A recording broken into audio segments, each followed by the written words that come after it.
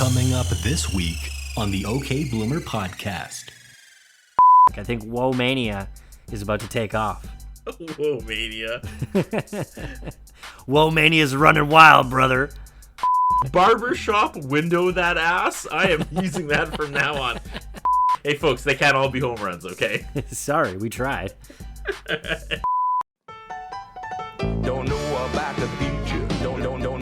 They don't care about the future, because they live it in the past. Sal and Curtis are taking all 5 seasons of Blossom to task. You'll laugh, you'll cry, you'll be weak in the knees. This show's got more range than this on the keys. Only gal in the house, and that's how she goes. One brother was a junkie, and the other one was. Weekly lessons coming fast in the Russo flat. Blossom's teenage girl problems are as big as her hat. So take your opinionations and make them shine. It's the OK Bloomer podcast, and it's about damn time. Don't know. Don't know. I have, as you might say, expectations. I figured out why I didn't like last week's episode, or what my deal was with it. It's not that I didn't like it.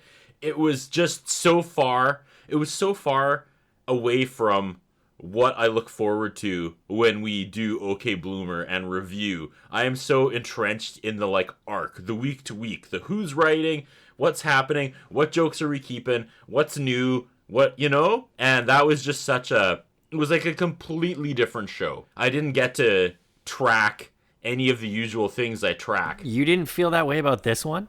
No, I felt like this was a lazy episode, but this was a Blossom episode. That's fair. Yep. I'll take lazy. Yeah, it was pretty lazy. There was definitely some good stuff in at the end. We turn a major corner in this one, where I feel like something clicked and there was no going back after one particular moment in this, and I know you know what I'm talking about. Changed the course of the show forever. We're talking season 2, episode 10, titled Expectations. It first aired November 25th, 1991. You got the twofer. Hit me with the deuce. I'm about to drop a deuce on this cast. Disney Plus says the kids fantasize about Nick's girlfriend as a stepmother. I feel like we've done this before. Right? Sounds very familiar.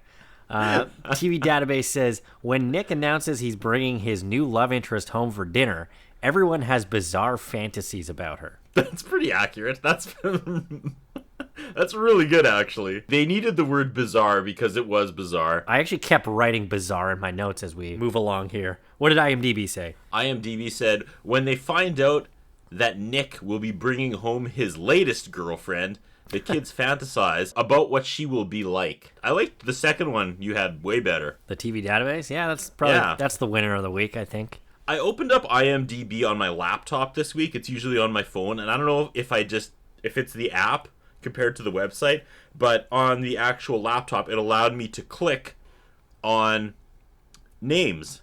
Did you know Zane Busby is a girl? I had no idea. And you know what she is famous for? This connects the dots from last week. What's that? Zane Busby is a director and actress known for Americathon, 1979, and This Is Spinal Tap. Ah, okay. I always thought Zane was just a dude. Me too. And I remember last week when we were talking about Rockumentary and how it parodied Spinal Tap, I was like, yeah, there's some sort of connection, but I couldn't remember what it was, and it was Zane Busby. And Zane Busby is like the director. She directs all the episodes, yeah? Yeah, I always thought that was just like another white dude. Yeah, actually, But you know what? That's apparently- I kind of like how, because the show is all about, young women, feminism, all that stuff. Like, it makes sense to have a female at the helm. It is, but it's not. Yeah. Unfortunately, as we find out each episode. We want it to be. It works when it is. But sadly, I don't know if it's just a sign of the time where they just hammer in so much unnecessary sexist humor and moments and misogyny, which is all in the form of the Buzz character, I guess. They're trying to, get a balance. Yeah, and there's a lot of it in this episode, particularly. Oh my god, yeah. All right, so why don't we get into the cold open here? And also, this cold open, Sal, going against everything we said last week about how cold opens never connect to the actual story arc. This one connects. This one connects. We start with the 3 Russo kids cooking, and already I love it because Tony picks up a coffee pot that's full of murky water, and he gives it like a very purposeful, confused, like one eyebrow up look, and then he puts it back down. And this is 100% because the props person just put that on the counter at the last minute to like add clutter to the set. And Anthony, like the actor, was like, what is this? This doesn't make any sense. Why is there dirty water in a coffee pot? And the props guy was like, forget about it, man. No one's going to notice. So as soon as they yelled action, Anthony was like, F this guy. And he made a point of pointing out how stupid a coffee pot of murky water just on the counter is. That's a great observation. I didn't notice that. Right? Oh, man. Anthony has another moment coming up that I really liked in this episode that is totally just the actor being the actor. I saw that. I pressed pause. I leaned back and I air punched 5 or 6 times. I was like, we're back, baby. This is what I like. This is the OK Bloomer I want. Nice. They're all in the kitchen making dinner, looking fancy, and Joey asks what's for dinner. Pause. What's Blossom wearing? I didn't take note. She's wearing her mom's apron. Call back episode 3, Dad's girlfriend, when Blossom throws a fit because the gal of the week her dad was banging at that time, Elaine, was cooking wearing that mother's apron. Another great observation, Curtis. You are on fire. Probably took like 3 washes to get the skank smell out. Oh, come on. Yeah, take that, Elaine. Yeah, right? I had to shift through the pit with a giant oar to remember who Elaine was, but she's in there. That's a callback, man. Way to go. Yeah, I'm ready, man. I'm ready. Joey asks what's for dinner. Blossom says spaghetti with oil and garlic. Joey goes, oh, what's in it? Oh, Joey. Oh, Joey. Blossom's annoyed. Joey goes, whoa. So we get another whoa here. He goes, whoa, must be that time of the week. And this scene is basically, I mean, this entire episode, but this scene, like, they're just talking Joey right in front of him, and he just takes it like a scolded dog. I wrote, number 1, we have not had a whoa for a while. It's been a while, because I had to go back. Clearly, it is not his catchphrase yet, which is beautiful foreshadowing. Yes. And I said, and number 2, my lovely wife better get used to hearing, quote, must be her time of the week, because that's my new go-to line. They're anxious about meeting Susan. Joey says she's just another bimbo from Bimbo Land. And then Blossom tries to explain to him what the significance of Nick actually bringing someone home to meet them. So he's not just banging this one in an alley and leaving her for dead. She's bringing him home to meet the kids. This episode is unusually blown out. Did you know that? Did you notice that? No.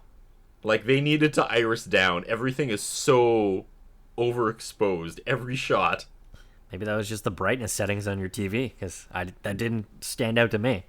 Really? Oh, maybe. And I wrote, okay, we got a reaction episode because we have a close-up of Anthony's face as he says, probably, and they hold the shot for 3 seconds too long. Yeah. As you mentioned, Blossom's nervous about meeting Susan, and Joey says, she's just another one of Dad's dates from Bimbo Land, and I wrote 20 seconds in, Sal, and this episode is crashing my top 10 already. Joey just comes out of the corner, swinging right at the bell, like no given. Just, wow. Dad bangs bimbos. That's what I've been saying for, like, since we started this. They do hang on the Bimbo Land joke longer than need to. Yeah. And I wrote the show is so overexposed that it looks like there's gray streaks in Joey's mullet. That's how bright it was on my phone. So Anthony tells Blossom to ignore Joey, and he goes, yeah, ignore this! And he gives her a noogie. And he goes, noogie, noogie, noogie, noogie, noogie. And I wanted Dave Faustino from last week to come back with a backwards New York red hat and be like, I did it all for the noogie. Come on, the noogie. Come on. Because we established Bud from Married with Children actually had a rap career. Totally. What was it called? Sketchers? I can't remember. But I do remember on the show, him actually, like, they wrote that into his character, and I didn't realize that he was actually a rapper until last week. But they would always make fun of his name. They called, like, his name was, like, B Sharp or something. And they always, like, purposely got his rap name wrong for laughs. That's a whole other podcast, but yeah. Right. While they're talking about bimbos in Bimbo Land, Joey starts questioning whatever happens there. And that's when Blossom turns to Tony, and she's like, how do I end up in these conversations with him? And Tony's like, your first mistake is acknowledging his existence. I think that's where they held the shot of Tony for too long. Yeah. Tony gets a line, and then it's, like, 3 beats where the crowd had stopped laughing already, and it's still just hanging on a close-up of his dumb face. Like, I'll be honest, like, I still love the song, but I'll be happy when this intro is done, and we get the classic one with the characters and Yeah. Joey air punching. The first time I see that, it's going to make me so happy. Too many cooks with a flutist and the drum machine. And this time a black car drives by. Yeah, I wrote Too Many Cooks Rain Edition. Yeah. It's pouring rain outside. So Blossom's it is. mentioning that Nick's been dating Susan for a while and they've never met. Tony says it's either not that serious or he's just ashamed of her. Then Blossom goes, well, maybe he's ashamed of us. And I wrote, maybe it's both. Tony goes, why would she be ashamed of us? Joey turns around with carrots in his teeth like a walrus walking like a zombie. Tony withdraws the question. Judith Allen is back. And Yes. Bill, not to be confused with Buzz Richmond, is also back. Then the credits stop for that joke you just explained. Did you notice that? No. They just stop. I ignored the credits because I know this is your thing. Joey makes Dracula teeth. I felt the editors thought that joke was too hot to put credits over because they let it breathe and they start again as soon as that plays off. Interesting. Yeah, so they thought they had a home run there. They're like, no. Rachel Rosette Schaefer is back. Secret Lovers Goldstein and Price are back. And give it to me. I didn't get to do it last week. Roxy Wank Evans is back. Yes, she was. Did you know the name Roxy is a girl's name of Persian origin meaning dawn? Roxy, also spelled R-O-X-I-E, is one of those high step and show gal names with plenty of moxie among the many sassy nicknames on the UK popularity list. Currently number 398. Thank you, Wikipedia. It's also the name of my sister's dog. Really? Yeah. The wink. So Nick walks in all anxious, just like, oh, is my hair okay? And I wrote, for the 90s, sure. Joey points out a bald spot, which is disheartening. Yep. And then Nick asks Tony when he's getting dressed. He's just wearing a pink shirt. Yeah. He got called on it. That's all. That was the only thing wrong. His shirt was pink. Yeah. He goes, this is my look. I'm going for a studied casual.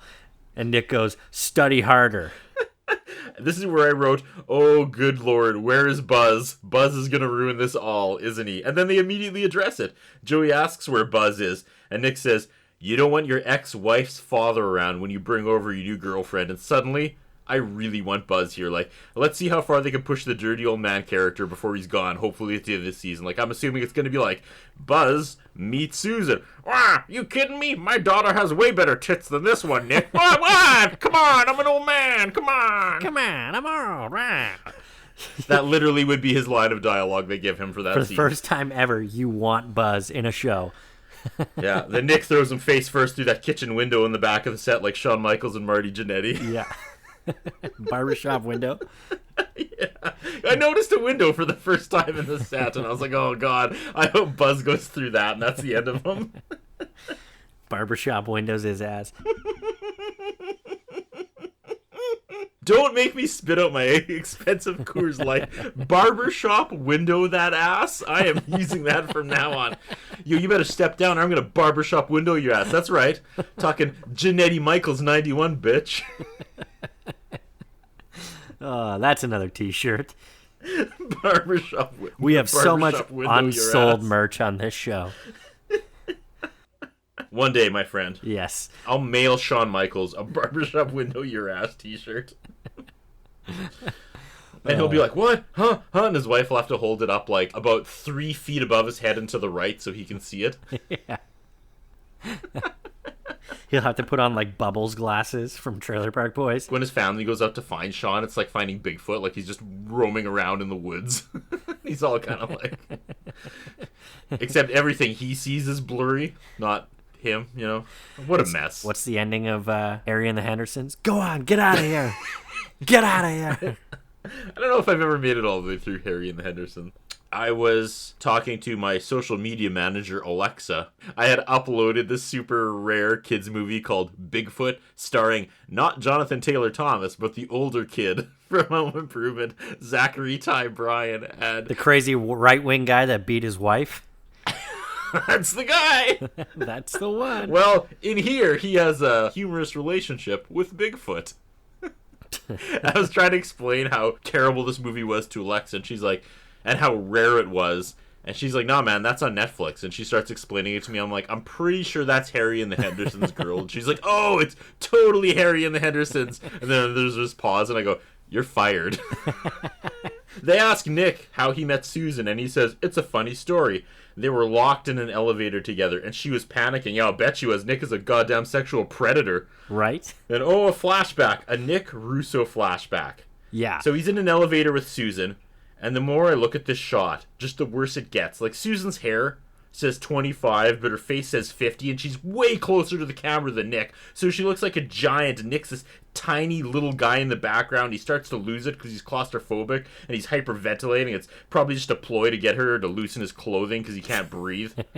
Yeah, right? He probably cut the cable on the way in. Probably.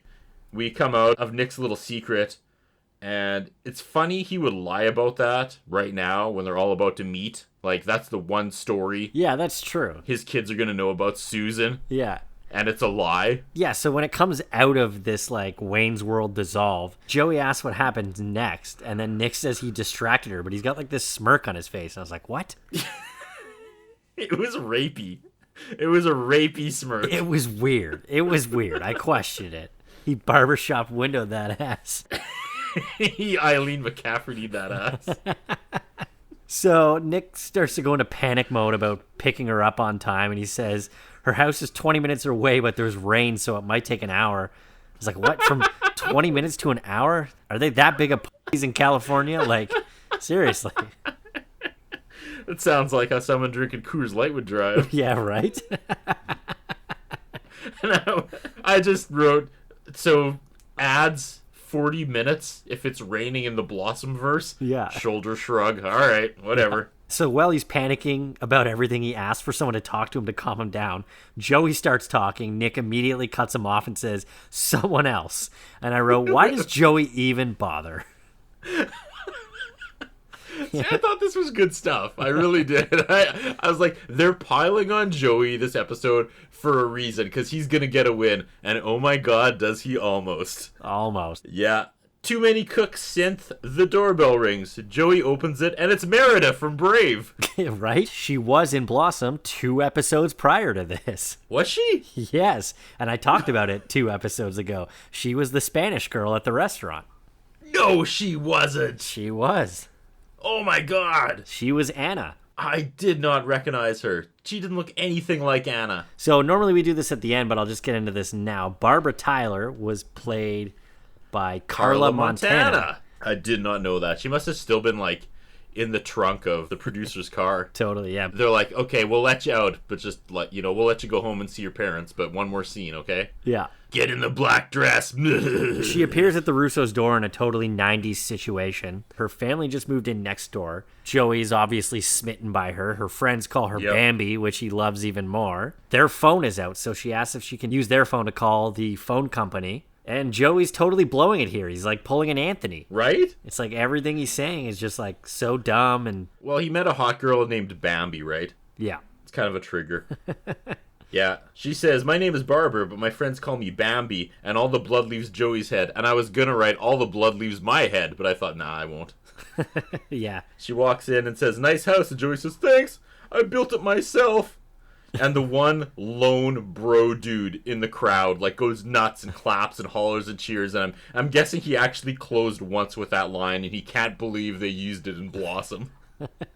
I wrote it into the show and they actually used the line.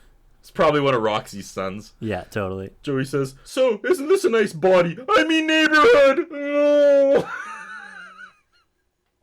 And the funny thing is, she's wearing a baggy coat over a baggy sweater. Yeah. So she makes her call and says, thanks for letting me use your phone. He goes, you can use anything else you want. And she goes, I don't think so. Leaves. She's like, no thanks, I'm good. But while she's telling the phone company her phone number, Joey's writing her number down on his wrist. Which is pretty funny. Yeah. Not in 2022, but in 1991, it's pretty funny. Still good stuff. So Joey totally blows it with her. She leaves, walks right into the pit. Not quite. She's back, isn't she? We'll get to it. She goes in the pit. That's it for her. She's not the same girl later? No, which was very confusing. Are you kidding me? Yeah. That would be why I didn't recognize her. Because when you were telling me that, I was like, there is no way the girl in the black dress is the same girl as Anna. It's not the same person as Barbara. All right. There we go. Next scene is Nick and Susan driving in the rain. Wasn't this weird? Didn't this stick out kind of odd to you? Little bit. There's not very many in the car scenes. I think the only other one was when they were going to that cabin. Yeah. But this one just looked fake because there was like no background and it was just rain and like someone was clearly shaking the outside of the car. Like it just looked very fake. Yeah, which kind of made me wonder why they did it. But Yeah.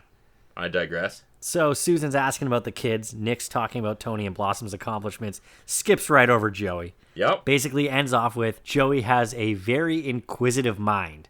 So then it cuts back into the kitchen and the kids are decorating a cake. And Joey's once again asking why Buzz can't be there. Anthony says ex-wives and new girlfriends don't mix. And Joey goes, in France they do. And I wonder if that's a stereotype French people hate. Like, it must be rough if you're from France and you're like a prude, Yeah. you know? I wonder what it's like being on the other side of that. Yeah. Like, oh, you're a French lady. You must be into some pretty kinky stuff. No, not really. Oh, but you're French. No, they're not as wild as you'd think. No. They're normal. They got to be stuck up, if anything. I would just assume that they're all like very snooty. Right? Which is like the opposite of... Yeah. Yeah, Bad right? reference. Bad reference. What just happened? Hey, folks, they can't all be home runs, okay? Sorry, we tried. We never know which avenues are going to take us to good places and which aren't. So Tony hands him the icing and says, here, you ice the cake.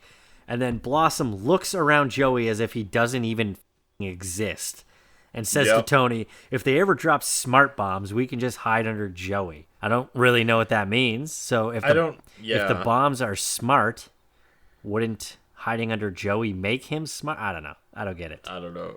Yeah. I wrote, there's a big setup and it ends with Joey going, I hope she has big hooters. Yeah, so Tony goes, well, I hope she's not on a diet. And Blossom goes, I hope she's worth all this trouble. Joey goes, I hope she's got big hooters. And then there's a slow zoom in on his face. And they hang on it for a while. And the look on his face the most is pretty priceless. uncomfortable slow zoom I've ever seen, which made it awesome. The way that they hold on this shot is priceless, though. I'm immediately reminded, like, they're doing a Leave It to Beaver parody in Joey's flashback. Do you remember Beaver cleavage from the WWF? Yes, I do. Actually, funnily enough, there was a thing on Instagram or Reddit about beaver cleavage the other day. Really? Yeah. That was immediately what I thought of. That's what this vibes. It gave those vibes of the beaver cleavage skits from WWF in, like, 1998. Yeah, totally. So Joey's surrounded by models in bikinis, and Susan has giant breasts. Yes. And Blossom saves this thing with her nerd persona. Oh my god. So good. Yeah. Acting tour de force is not even close. Yeah. In these flashbacks, Mayim takes the trophy this episode like 10 times over. Oh, my 100%. God, and you know that she was like loving playing these characters. I want a spin-off of just Blossom playing this nerd character. It is so good. Right? She falls through the door and then she looks up the camera and shakes her head. Yeah. She's mocking the standard like 80s and 90s intro to like a sitcom. Yeah. But at the same time, she's pulling it off. She's doing it better than the ones she's mocking. Yeah. You know what I mean? Like, I don't know how often you get to do that, where you're making fun of something, but actually doing it better than the real ones. Right. Which is what she's managed to do here. This episode should have been Blossom's audition tape to host SNL, though. Totally. Yeah. Because she had it here. We have a scene within the flashback of Joey and Nick on the couch together. And is it just me, Sal, or do you get kind of excited when these two share a scene? Yeah, I kind of get that. Yeah, for sure. Like, when they pair off, I'm always like, this is going to be good. Like, they just have chemistry between the two of them. And I don't know if it's just they're always trying to, like, make each other laugh or something. But I always have a good feeling when it's just the two of them. Yeah, that's true. And this one didn't disappoint. It's all in black and white, set up like a Leave It to Beaver episode. So yeah, Joey walks in the living room, says he has an accident with the car. Nick's getting all pissed, and he says he smashed it into a store called Fabergé Eggs R Us. So Nick starts getting pissed at Joey, and that's when Susan comes in and goes, honey, you're not getting mad at the star of the show, are you? And then she hugs Joey up against her chest. Yeah, I wrote this is almost uncomfortable. A little bit, yeah. Joey's got this big shit-eating grin on his face the whole time. Blossom comes in again, rips her dress on the door once again, just crushing it. I want her to be on an episode of Family Matters alongside Urkel. Right? Like, this is a better Urkel than Jamal made millions of dollars being as a nerd, right? Yeah.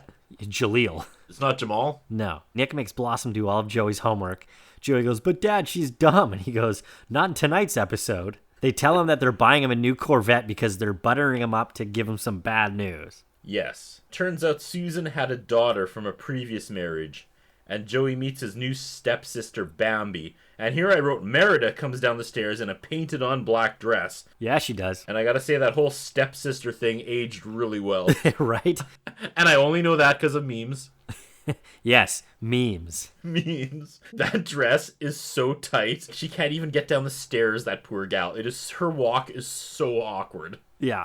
But yes, this was the confusing part because this was not the same actress as the Bambi that came to the door before. So what the hell? This Bambi was played by somebody named Portia Dawson. I guess they just didn't think that Carla Montana was sexy enough to be this Bambi. I don't know. I was just gonna say, that probably led to Carla Montana's downfall. After I saw her in the black dress, I was like, this girl went places. You know? Yeah. And I looked her up on IMDb, and the only thing she did, other than like a few bit parts, including Blossom, was a movie called I Killed My Lesbian Wife, Hung Her on a Meat Hook, and Now I Have a 3-Picture Deal at Disney. That's the name of the movie? That's the name of the movie she was in. It may have just been a short. That's Carla Montana. Wow. And I was like, holy crap. A tight body and a pretty face does not guarantee you a career in 1991. Like, right. She is probably looking at what's happening on TikTok right now and just being like, oh. So the bad news is the house is so tight that Joey and Bambi are going to have to share a room. Yes. Joey says he's tired and he wants to have a nap. And Bambi says she's in, but she forgot her pajamas and she hopes that's okay. Sal, I'll give you this moment. What happens next? We get like the quintessential whoa. I think this is the beginning of it. I think the you're right birth of too. it. Joey looks directly into the camera and gives like the whoa of all woes, right? Yeah. It's the whoa. It's the delivery. It's what he's known for. Yeah. It's 90% of his career, sadly. Whoa! Yeah. And it is just an absolute tight, like head to chin shot of Joey Lawrence saying that into the camera. Do you think he knew? Did anybody know? Or was this just something kind of funny he did? I watched that like mini doc you sent me that time where they wanted him to be more of like a surfer, like, whoa. Yeah. So do you think this is the one where they told him to do surfer and after a couple tries he was like, can I just do it like this? Whoa! And they were like, money! Yeah, I don't know, but this was the one that I think was the one that set it. So we should watch from here on out. Like, our woe counter is probably going to go through the goddamn roof now. Well, I feel like it starts at 1 after this episode. Should we just reset all of them? Maybe. Because this is like the first whoa. I will be sad, though, if we have to discontinue counting Alf's whoa. Yeah. That was my favorite one. Yeah. Whoa! Willie! That hooker was a man! Wasn't that what happened? Something like that. Cuts back to the kitchen and Joey has iced the cake way too much, and I wrote, it would have been a lot funnier if this cake was vanilla frosting. Yeah, and I wrote, he's lucky his erection didn't knock it clean off the table. Yeah. Just then Buzz comes in to save the episode. Yeah, I wrote, and speaking of erection, here comes Buzz. They try to get him to leave, and he's like, what's up? And they come clean and said Nick is bringing a date home, and Buzz says, a woman? And then they say, we hope so. And the homophobic crowd just laughs way too hard at that. Yeah. So Buzz says, I get it. You know, I'd probably just humiliate him. Then he takes a beat and goes, so when do we eat? You haven't ruined this guy's life enough as it is. Then we go to a really, really weird place. This one was a head scratcher for me. Anthony thinks Susan's gonna be a big fat woman in a prison outfit with hairy legs and ankles like tree stumps. Close up of Blossom's reaction, and then Anthony says, if Dad likes her, she's probably terrific. And isn't that joke telling, like, for real? Like, a fat woman with hairy legs and big ankles couldn't be terrific? Terrific has nothing to do with the way they look. Yeah. That joke was a weird collision. That was a Bill Richmond for sure. Oh, totally. And everyone's looking at the script, they're like, Bill, what? Like, that doesn't really make sense. He's like, say the line! Say the goddamn line! And he's still making, what's-her-face go up and down the stairs in that black dress, even though they're not even shooting in that scene anymore. Like, dude, the lights are out, man. Like, everybody's gone home. Do it again, Carla! I'm not Carla. Do it again, Carla! Carla! Ah! So, yeah, then, He goes and sticks it in the cake right beside Joey. gross. So then we get a bizarre dream sequence from Tony here. This time they're all bikers in the kitchen. And then I wrote, Blossom, a child smoking a cigarette on TV, says, "Yo, Dad, don't wait up for me tonight. Six and I have a double date." Nick goes, "Yeah, with who?" And she goes, "The baseball team and the football team." Oh, boy. Again, Blossom's accent. Yeah, it just kills it. Yo, Yeah. Dad, don't wait up. Six and I are double dating. Oh my god, it was so good. Yeah. So Tony walks in the kitchen. They all call him Mr. Party Pooper. And Nick throws a beer can at his head. I wish you wouldn't call me that. Yeah. And he does like this point, like he just stops and points at Nick. I feel like a lot of this scene, this is what I was talking about. I feel like a lot of this scene was just the actor reacting to certain things that may or may not have actually been in the script. This is one of the times, this little scene here is probably one of the times I laughed the hardest at Blossom, to be honest. Like, Yeah. the show. Yeah. I love this. And White Trash Susan says, "I wish you would take 12 steps off an 11-step pier." Making fun of this guy's rehab. Yeah. It's so good. I said these writers can be clever when they're allowed to be mean. This is Right. some of the best writing they've done. Yeah. Nick slaps Anthony, tells him he's a drag. Yeah, so like Tony starts flipping out about the mess, and then Nick says he's a drag and offers him a beer. And he's like, "Oh, you know I don't drink that stuff." And then Nick slaps him. And Tony's reaction here seemed like pretty genuine, but he didn't break character. It seemed like that was not supposed to happen, just because like his eye, Right? like you could just tell, yeah. You could tell, once again, the actors were just having so much fun in this scene. Oh my god, yeah. Like, Blossom was so into character. Whenever has Mayim ever got to act like a white trash nymphomaniac? Honestly, probably this is the only time. Right, and that's what I'm saying. They should have sent this tape right to SNL, man. Like, Oh, absolutely. Just Mayim. this was her time to shine. Oh god, it was so good. Yeah. So good. So he comes out of the flashback, full Home Alone. Yeah, his hands are up against his face, and Ah! Joey startles him, and he's like, "Oh, I better not catch you smoking again." And Joey's like, "Oh, what are you talking about?" That was kind of the end of that. Yeah, it wasn't. They didn't stick the landing. So we get a Too Many Cooks Heavy Rain edition with somebody running towards the house. Right? I was like, That what? was unnerving. I was like, that's a horror movie shot. Yeah, it's so weird. But it totally wasn't Joey at all. But the scene starts with Joey coming into the living room, and he's wearing his 8-ball jacket. Yeah. And Blossom says, "Where did you go?" He says, "Oh, I went to go see Bambi." And she says, "Did you cry when the hunter shot the mother?" That was great. That was pretty good stuff. I'd really like this episode. But yeah, Joey starts going off about how he's in love with Bambi. Blossom talks about basically how he objectifies women, talks about their jugs, boobs, tatas, and gazongas. I was hoping for a moment where Joey goes, no, I'm also interested in, and then he points down and they just beep out whatever he calls it. That's probably in an outtake, like Yeah. trying to make Mayim laugh. So this is like your typical Blossom what you'd expect moment here, Yeah. where she calls Joey out on narrowing down women to objects. And Joey's like, "Oh, chicks don't like that, huh?" And she's like, "They're not chicks, they're women, they're people." And then Joey starts talking about how it's love at first sight.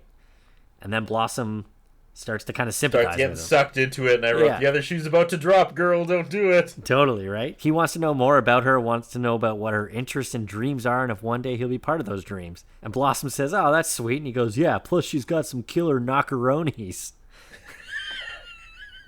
And Knockeronis has to be another shirt we make. Oh my god, yeah. Blossom is actually pushing feminist ideals here, and it's great, but it's a really weird episode to push it. Yeah, totally. She makes him promise to only make one boob joke a week, and he goes, "Can I do two? Because they come in pairs."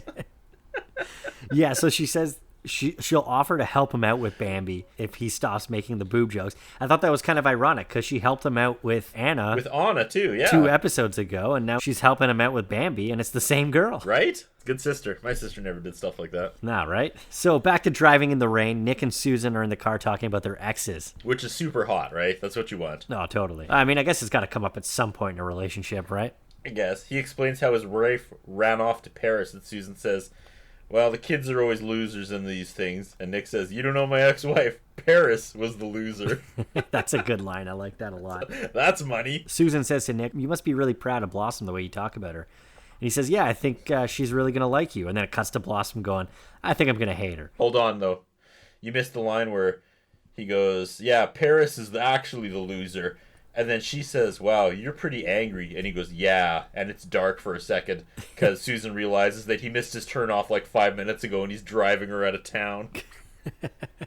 He's going to go bury her in a field somewhere. Yeah. So Blossom is worried and Buzz is sleeping on the couch with the newspaper over his face. And I wrote, they should replace it with a pillow.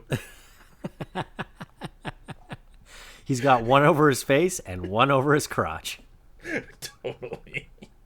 And we get the Blossom daydream finally, Sal. Wait, hold on. Okay. Blossom is worried that she's going to be a horrible person, and Anthony's trying to be like, oh, that's not true. And he's like, well, what if she hides her true intentions until it's too late, like Joe Piscopo? And Anthony says, relax, Blossom, nobody could be that bad. And then I wrote, what the did Joe Piscopo do in the early 90s? Because in season 2, episode 4, Will Smith gave a slight jab to him too. You know what's funny? All I wrote for this was Joe Piscopo, Sal, question mark. We know each other's strengths by now. Take it away, buddy. I didn't look a thing up because I was like, oh yeah, he's gonna be all over this. You were right. Well, I was Googling it and could not find any specific examples. On his Wikipedia, there's a line that says, in the mid to late 80s, Piscopo developed an interest in bodybuilding. He first got involved with the sport when he was doing impressions of Bruce Springsteen on SNL. He appeared on the cover of Muscle and Fitness magazine in April 1988 and June 1990. In the latter issue, he said, some people in Hollywood think I'm nuts with all this bodybuilding stuff. They'll say, you'll get too big, you'll hurt your career, but they don't understand that high that comes from a workout, the challenge, and the personal victory. So I don't really know if that explains it. So I Googled specifically, why is Joe Piscopo hated? And the website Quora, somebody posed a question to Quora that said, who is the most hated SNL cast member of all time? And the answer was almost unanimously Chevy Chase. Wow, really? Yeah. However, somebody named Darren Johnson, who is a former college mass media instructor and a current media owner in upstate New York, said, of all the people who had a notable amount of screen time, I think the tide turned most famously and permanently against Joe Piscopo. He was number 2 in the Eddie Murphy era, but muscled up and came off as kind of an a-hole thereafter. That and his stand-up has proven to be hacky and mediocre. No one remembers him fondly, and many people will remember him with scorn. Now he's considering running for New Jersey governor. And that's all I got. Fascinating. Yeah. I wonder, yeah. There's got to be some sort of rabbit hole with the writers or producers and Joe Piscopo, right? Well, he must have pissed somebody off there. They must have ran in the same circle. Yeah. I don't know. So that was all I could really There's some weird shots in this show, and yeah, that's twice now they've had to stomp down Piscopo, so there's something there for sure. Yeah. So why don't you take us into Blossom's fantasy sequence? Susan screwed Nick to death. Yes. Is where we go next. That was the joke. They came back from Nick's funeral, and Six finally gets some screen time this episode. Susan comes in, and she's a bimbo, and she already has a date that night. And Blossom's like, you just buried my dad. And she says, you look like a cheap tramp. Well, she says, we just buried my dad. The check hasn't even cleared on the casket. And the bell rings, and I wrote, I know it's going to be Buzz, and I don't care, because that's still really funny. And it is Buzz, and it plays out perfectly. And I said, awesome. I wrote, this is my worst nightmare, too. The other funny part was when she came in with Joey and Anthony, and she's like, oh, boys, go warm up the bath for me. And then they both, like, fight with each other to get up the stairs. Oh, man. That was really good stuff. This script is all over the place. Yeah. This is the one they have the Blossom feminist monologue, right? Yeah, totally. This episode out of all of them. So back in the car, they arrive at the Russo house, and I wrote, Jesus, how late does this family eat? Right? So Nick gives the real Cole's notes about his children. He says, Tony's a recovering alcoholic. Blossom is a 35-year-old woman trapped in a teenager's body. And Joey thinks the moon is actually the backside of the sun. And that pretty much sums up all of them. Yeah. So we finally get... I didn't even think we were going to get this. I thought it was going to end with them walking up to the door, to be honest. Really? Okay. Yeah, I thought I don't know, because for some reason, they hung on the scenes in the car way too long. Yeah. I Well, I was mean, like, I must say that I don't think they really stuck the landing anyways, so... No. They come in the front door and, "Hi, everyone, this is Susan Cooper." And then Buzz is there, and he pretends he's... Was it Father Caluminaton? What is... Father Patrick Callahan. Callahan! Wow, my spell check was really bad. Is it Callahan? Is that all it was? Yeah. I wrote down this episode comes full circle. Because she does the "what's in it" joke when after she asks what's for supper that Joey did off the top. Yeah. But first, when she's introduced to Buzz, she asks if he's staying for dinner, and Nick's kind of like pushing him out the door. Yeah. And then Buzz turns around and extorts him for money, that piece of shit. He's like, "Oh, I'm just leaving for the bingo night, but Nick has to make his usual $100 donation to the organ fund." Did he say organ fund? Yeah.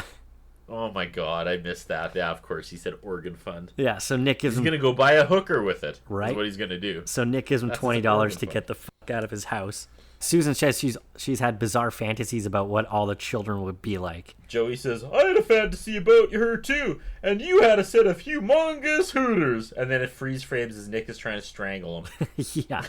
What a dumb ending to a great episode. Like, the ending really hurt. I wrote, so that's that. So there was all this build up to introducing the children to Susan, and we never see her again. No.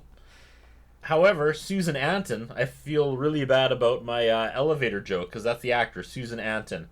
Yes. She was born in 1950.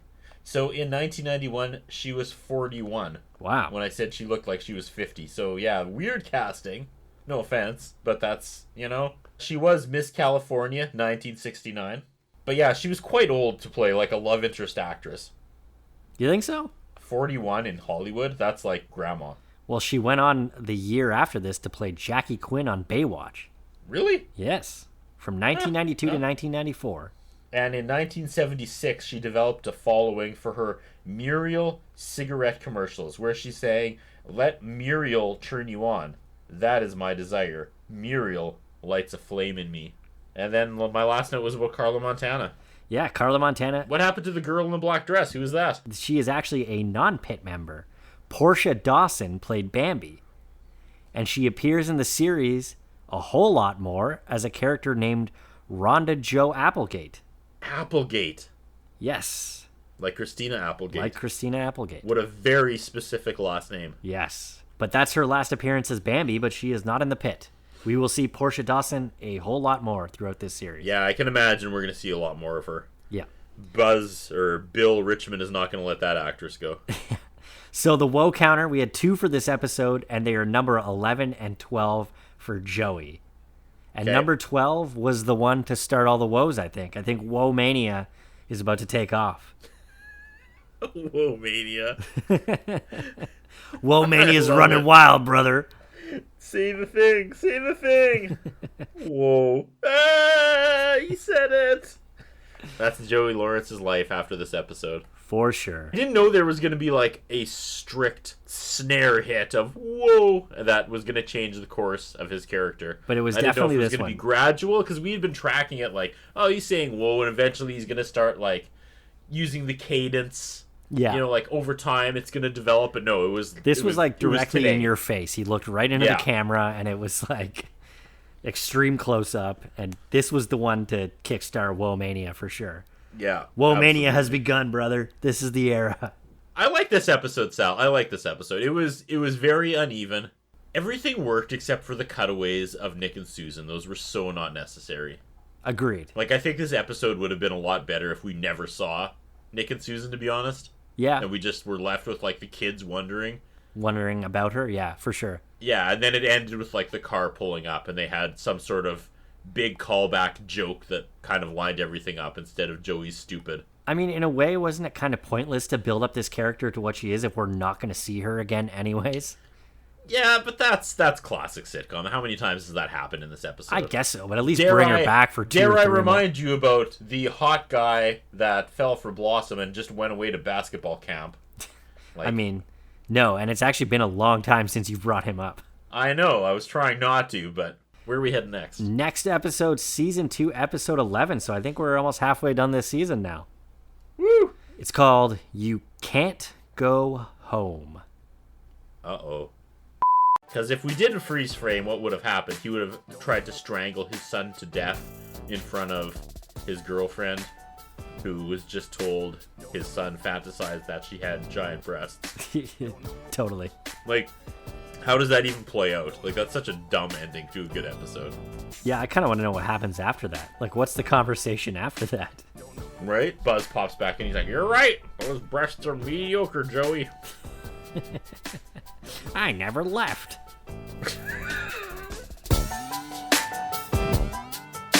Don't know. Don't know.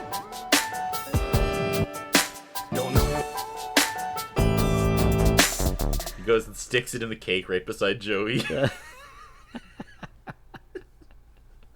Gross.